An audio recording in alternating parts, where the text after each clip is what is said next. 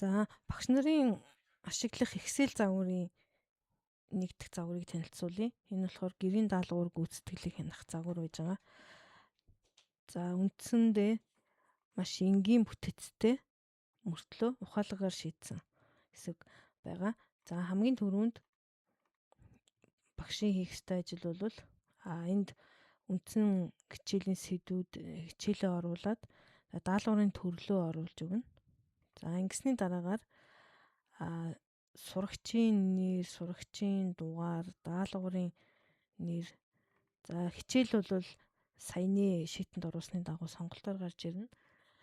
За дууссан уу, эхэллээгүй хийж байгаа гэсэн 3 үндсэн сонголтоор мөн энд гэрийн даалгавраа бүртгэж явна.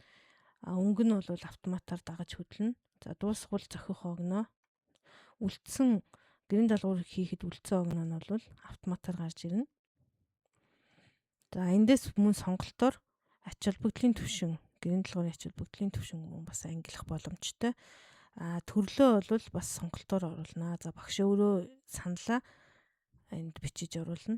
За энэ мөнх оргилгээд сурагч хэрэг гэрийн даалгавраа хийсэн гэж үзвэл энэ уртлын дөрвөлжинг чеклэхэд автоматар гэрийн даалгаврын хэсэг маань харагдаад энд бол нийт ингээд 5 даалгавар хийсний нэг нь хийсэн, 4 нь хийгээгүй гэдэг статистик нь бүснэгтэр болон тоо мэдээлэлээр болон графикаар харагдана.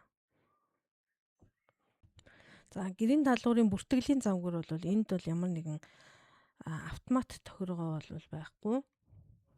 За энд багш бол өөрийн гараараа мэдээлүүдээ сурагчийн дугаар нэр, даалгаврынхаа төрөл дугаарыг энд бол хичээл харин сонголтоор орж ирж байгаа.